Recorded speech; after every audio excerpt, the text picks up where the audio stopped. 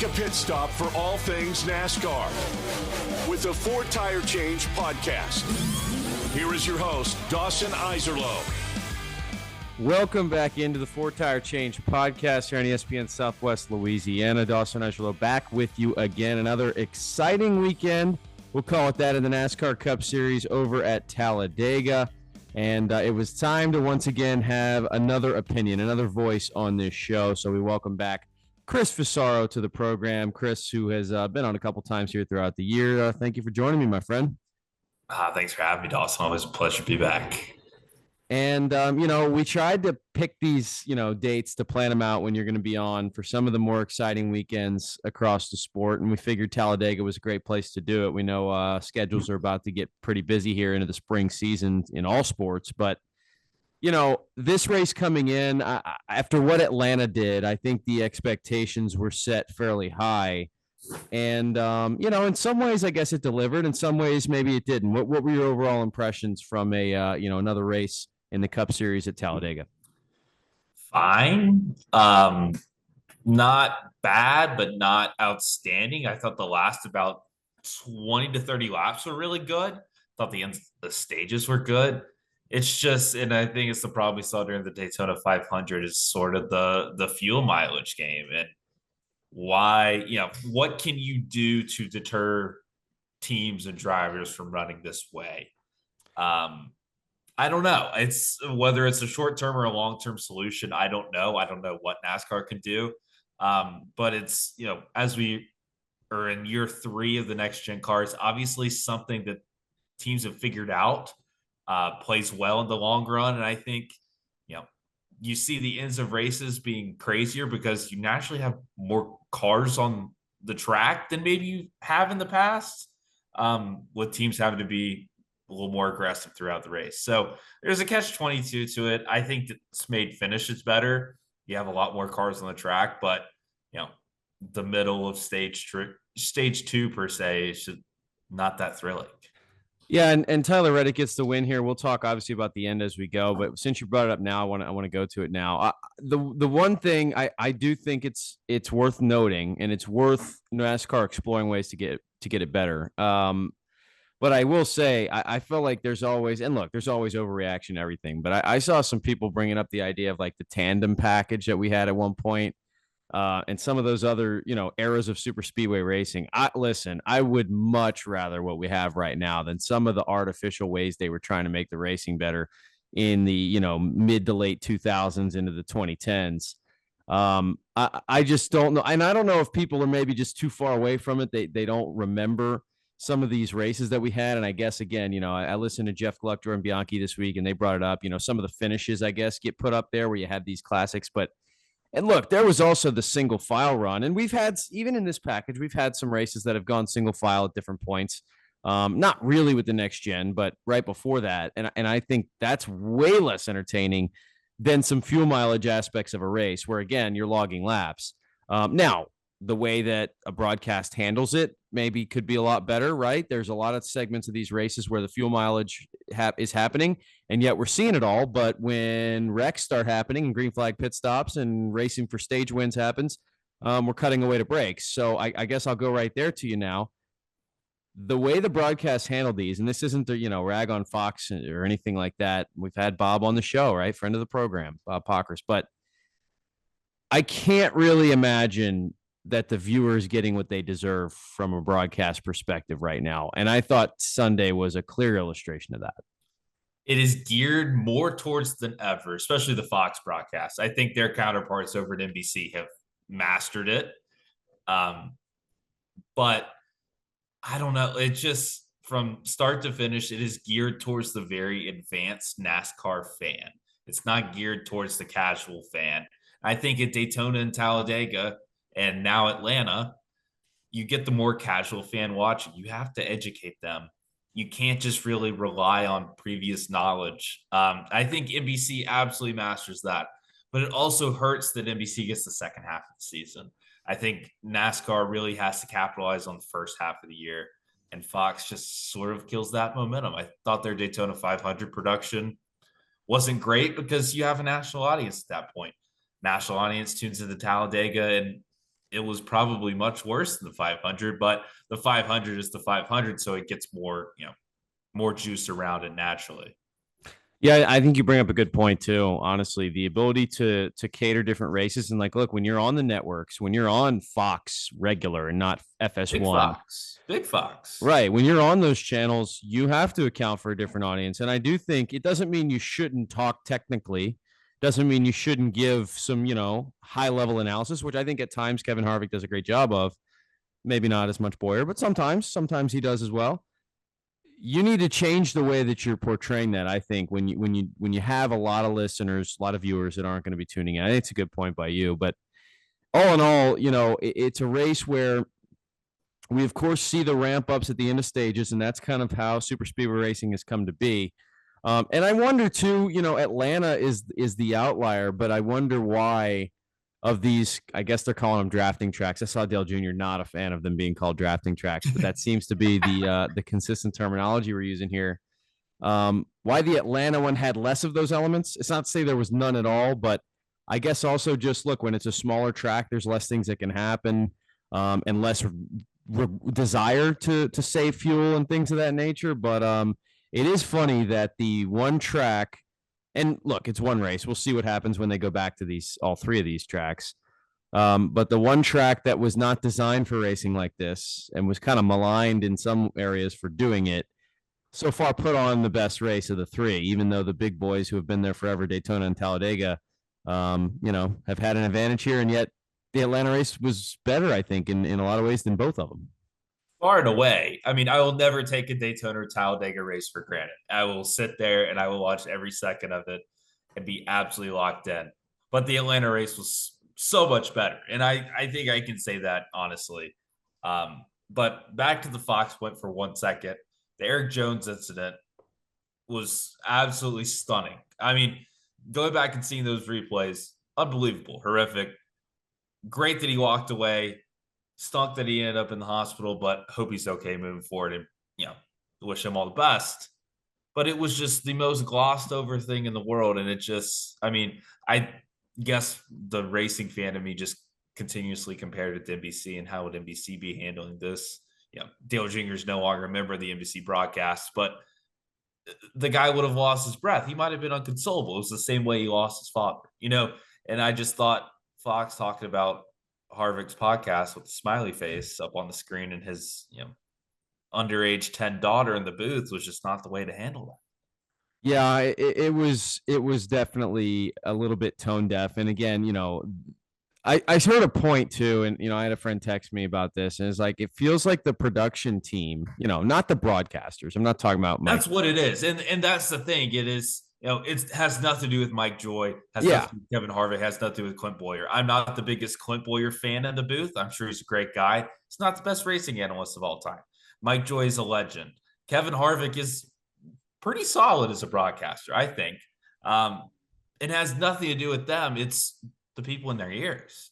For whatever reason, it's just not clicking. Yeah, that's what it feels like. And again, maybe the disconnect's further along the line or whatever. But yeah, the ability and when you say 5 to go in the stage, maybe the big one's coming, let's take a break. It's like, wait, those three things don't go together. Like we've got something brewing here and we're going to go away. And then we do miss something all the time. And you mentioned it too, that the Erik Jones incident was glossed over.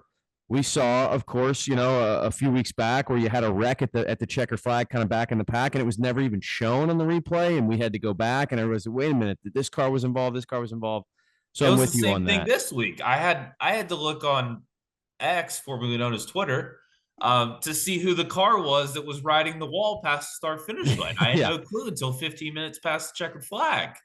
It is frustrating. And it's interesting too that you just signed a new deal, right? NASCAR did with, Fox involved, but also these other networks. And I have hope that maybe that's going to put some pressure on all the networks to be better, right? Because there's more competition. Now, the downside of it maybe is that you're locking yourself in. So it's not like these networks have to compete anymore. I guess they do for the next contract and things of that nature, but they don't have to necessarily compete as much because they know they're locked in. But either way, maybe it'll change. Let's talk at least about some of the racing that did happen on the track as opposed to the, some of the peripheral things. Massive win for Tyler Reddick. Michael McDowell's up there up front. We've talked a lot about him on the pod before. I'm a fan of what he's accomplished here, and he's in position. And I just thought handled this race so well down the stretch there. A couple of massive blocks, really before the energy started flowing. You knew obviously Brad and those guys that were behind him were going to be cautious, but they took a couple little peeks here and there. And for the most part, I thought McDowell handled it extremely well. It gets into a last lap situation, and he goes for a block up top. Keselowski swings down to the bottom, and McDowell just tries to cover. Felt like that was a kind of a Hail Mary block, in my opinion. Just I didn't know if he was ever going to be able to get down there. It's easy for us to pick it apart afterwards, but what were your thoughts there as McDowell, of course, goes for that block low, ends up spinning out, can't keep control of it. Obviously, the big wreck ensues afterwards. And then we'll talk about Tyler Reddick getting past Keselowski, but your initial reaction to the big time block that McDowell tried to throw the second time around. He must have felt like he was going to get beat to the line. I mean, you call it sort of a Hail Mary. I think you maybe, if there were different manufacturers involved, you maybe would have seen this 2 or 3 laps prior. But I thought Jeff Gluck and Jordan Bianchi made a really good point on the teardown of discussing how Keselowski was absolutely locked to Michael McDowell for the last 10 laps of that race. Absolutely locked. He was not letting go. I think any other manufacturer maybe makes that move beforehand and McDowell makes the Hail Mary, and then we end up in a green-white checkered overtime finish. He had to, been thinking that he was going to get beat to the line. It's the only reason why you make that move. They were, I guess, 2 or 3 car lengths ahead of the top line, so he didn't really have much energy behind him once he had to move up, and then Keselowski moved back down, and Keselowski would have beat him, in my opinion. But the move back down, he had to make it, I guess. In real time, looking at it, I was like, why did he not stick on the top line? But after watching the replay, it makes some sense. But obviously, they don't have that sort of time to sit there and think about it in a race car. Right. But moving on to the finish itself, Tyler Reddick beating Keselowski to the line. Good on NASCAR for not throwing the caution. Yeah. I thought that was pretty stunning. I don't know. I thought Reddick was one of those cars all day, just kind of hung around. Being on that top line sort of by himself at the end with a lot of guys moving down because of the way that energy moved, and nobody really came out of line, and Tyler Reddick was the guy there in the end. So good on him. Good on 23XI. It's a really big one for them, obviously. Michael Jordan, Denny Hamlin crew. But Bubba Wallace is a car that's been fast at those tracks. He's won at Talladega in a range short race, but he did win at Talladega. Let that be known. So 23XI has shown speed on super speedways. Kind of surprising that Tyler Reddick hasn't raced that well in super speedways because he is a very aggressive driver. I think that's what it takes to win at Talladega. Yeah, you bring up Reddick's, somewhat lack of success at those types of tracks. I think that's why this is such a big result for him because, I think in some regards, you always have a debate of which guys are really good at this, how much of it's luck. I think some guys struggle there until they don't anymore. And all of a sudden you win one and you start feeling like, man, maybe the confidence level's different. I don't know. Again, sometimes you just need some fortunate bounces. I mean, look, Martin Truex Jr. isn't the best at these situations, right? But he has still never found a way to get into victory lane at one of these things, despite having put himself in the mix so many years. So we know there's a level of luck that goes into it as well. And certainly you saw that because Reddick doesn't win that race if the leaders don't get together. But, it's tough break for Brad Keselowski as well because, in looking back at it, and you're right, my initial reaction, I thought maybe McDowell could have beat him on the high side. Probably not. Maybe he drag raced him to the line, side drafts him, whatever.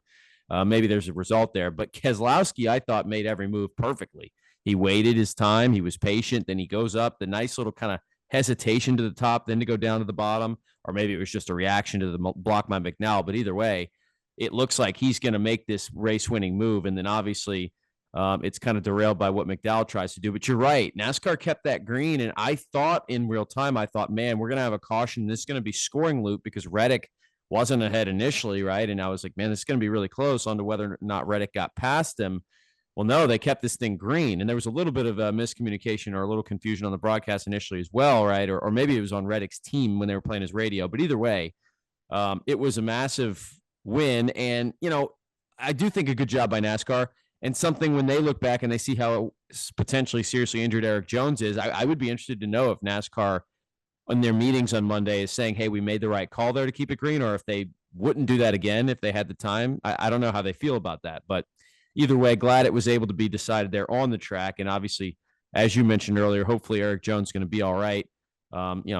Indications seemed like it was pretty good. It looks like, they sent him home last night late after the trip to the hospital to make sure everything was all okay. But big time implications here for the season, right? Reddick. I think we thought Reddick was going to win one at some point. As I mentioned, I think this is big for him moving forward. If he can start to have the confidence here, because we know what he can do in the intermediates, we know what he can do at the road courses.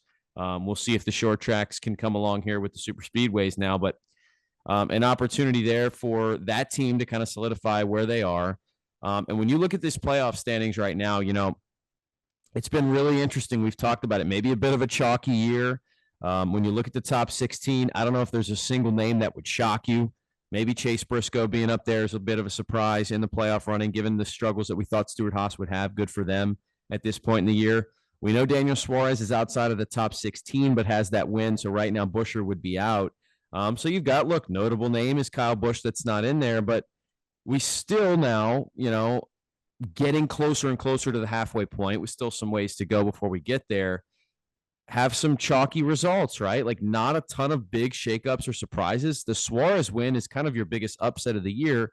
And even then, it's not a shocker. Trackhouse has won races before. So what do you make of kind of the parity going away for a bit here, which I've been a little bit disappointed in this year?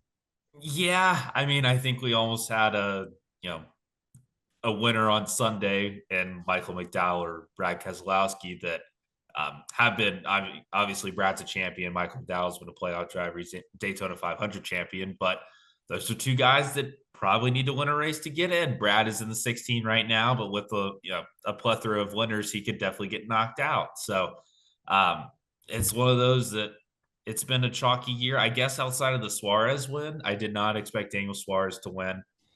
So that was cool to see it, hopefully bought him a little more time in Trackhouse. I think it should. So, other than that, it's been extremely chalky. A very Hendrick, year, sort of how we saw 2021 and into 2022 with Kyle Larson and Chase Elliott now getting back into victory lane. But the emergence of William Byron too, Daytona 500 champion. So a lot of Hendrick, not a lot of Ford.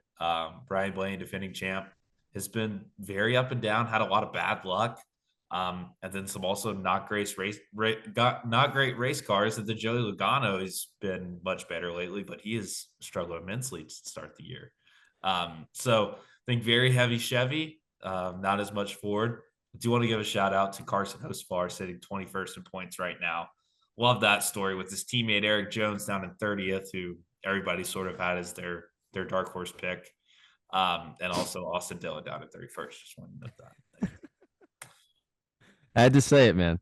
No, hey, with his very accomplished teammate struggling too. I'll get. Yeah, and it's been a tough year for RCR. That can be one of the real storylines we have here. I'll tell you what, too. It's an interesting portion of the schedule, and I looked back at it the other day, and look, maybe it's some of my own personal bias in here, but I had a stretch really for the month, the end of March into April, where I went, okay, Coda, I don't know, we'll see, and that was after Bristol and Phoenix, where you're both with the short tracks. Now Bristol ended up, of course, kind of delivering, but then you had Richmond and Martinsville, and we know with the short track package, which, by the way, kind of crazy now that you look back at it, that we had really 4 out of 5 short tracks in a stretch, like throwing them all together. And I guess maybe the idea there was to have some real clarity on the short track package. After that, obviously, we don't have a lot of clarity. We have a lot of more question marks about it. And then Texas, which is Texas, and it was better than we thought. It was much better. It was much better. But you get to this stretch now in the schedule where you have Dover, which is a track I enjoy. I think, obviously it's not a full-blown intermediate, but it's much closer to that than it is a short track. And then you have Kansas, which has been one of the better intermediates in the new package. And then you go to Darlington, which has got some Dover characteristics, but we all know, tire wear, everything like that. I think we don't have a ton of doubts about the racing at Darlington. Should be fine. It's sort of turned into its own beast over the last few years. Yeah, Really compare it. It's sort of moved away from the Martinsville, Richmond, Bristol era, but it's also not close to Dover. It delivers year after year, but it presents all these sort of challenges on an older surface too. Yeah, and then you've got the All-Star race at North Wilkesboro, and you go to Charlotte for the 600 and the WWT. I mean, it's just a really interesting portion here where I think we're going to get some really good races because this is where this track can thrive. And I think this is a 6-week stretch here where you go, man, we could have just, the next gen car in its best form over the next, and then even past that, once you have the one race at Sonoma, you have Iowa and New Hampshire, and we'll see. That's kind of back to that. Well, what are we going to get there? But I'm excited about what's ahead here in the next month or two as we get into this middle portion of the year. But as we just talked about, the downside potentially of that is we might get a whole lot of Hendrick Motorsports and Gibbs in Victory Lane here the next month or two. So big picture, and then we'll obviously talk a little bit more specifically about Dover. What are you looking for here in the next 6 weeks or so? Obviously very excited about Darlington. Love Darlington. The 600 is delivered recently. I think Charlotte in its best form has been perfect for the next gen car. I think it's sort of, Texas was, maybe at the bottom of the barrel at one point, and this year's race in Texas was pretty good. I think it was much better. Charlotte is just absolutely perfect for this car. So very excited about the 600. The All-Star race last year, pretty entertaining, I thought. North Wilkesboro, I'd love to see them get a points race at some point. And then even moving out of that sort of 6-week window, very excited about Iowa. Very, very excited. I really, at the time, Nationwide Series races back in the day were very, very solid there. Excited to see this car on that track because it's different. It's sort of Kentucky Speedway-esque that we didn't see some great races on with the previous car. So maybe this car can deliver. All right, let's go Dover here. Let's make some picks and kind of where we see this going, the Monster Mile, a track that's been, I think, pretty entertaining on this next-gen car, as we kind of already illustrated there, and an opportunity here for another group and team to come up. Is anybody going to challenge the big dogs right now? Who you got this weekend? I'll go with somewhat of a smaller dog in the big dogs, Ty Gibbs. I've picked him before, so close. I think his likability is picked up. I think he's learned how to race really well in the Cup Series. I think he races clean. Something 2 or 3 years ago, I couldn't have really imagined him gaining a lot of respect this quickly in the Cup Series. I thought he may get swallowed up with, the way he raced the Xfinity level. But Ty Gibbs seems to be sort of the perfect track. He's raced well everywhere. But I think this kind of screams the Denny Hamlin track. So I'm going to go with his teammate. Yeah, and you know what? I'm sticking with a pretty similar theme there. This, to me, for whatever reason, just screams Joe Gibbs Racing. I just think Gibbs has been so solid at these types of tracks. You take a look back, and you kind of see what happened last year. Truex dominated last year, right? And that's where I almost went because of that. But I am going to go slightly against that grain, and I'll take Denny Hamlin. I think that team's shown some speed. Interesting that points wise, Denny's had a couple of tough results, I think, that have knocked him down a notch as opposed to being, the points leader at this point. But the consistency's been there. The race winning speed's been there. And, look, his pit crew's kind of been either the, the victors or the spoils here. They've had a couple of heroic moments and then they let him down once. But I think Hamlin gets it done. I will say this. If I have a dark horse here, Stewart-Haas has been so much better than I thought they'd be, especially that 14 team that's now finally brought some consistency. They obviously have a little bit more known for maybe New Hampshire, which is not quite the same thing. But if they bring a fast race car, I think Chase Briscoe's got a real shot on Sunday. So I'll take a little bit of a, lame pick in Denny Hamlin. But if I'm giving a long shot, I'm going Chase Briscoe. I think that team's, they've shown me a lot more than I expected to. I did a lot of bagging on Stewart-Haas in the offseason. And look, it hasn't been. I did too. I think Briscoe wins a race this year, though. Yeah, I think there's a good chance. Well, Chris, really appreciate this, brother. This was fun. Let's do it again soon, but we'll see what happens at Dover, and we'll see what keeps happening with this season. I think next time you be on, it'll probably be pretty close to a mid-season update. It'll be a nice time for us to reset things, from a halfway point, from a 50 percentile, maybe somewhere around that North Wilkesboro date before or after it. But appreciate it, man. Yes, sir. Appreciate it. Thanks for having me on. All right, guys, that'll do it for Four Tire Change this week. Once again, appreciate you all staying along with us. Please continue to like, comment, and subscribe, and join us here. We're having a lot of fun.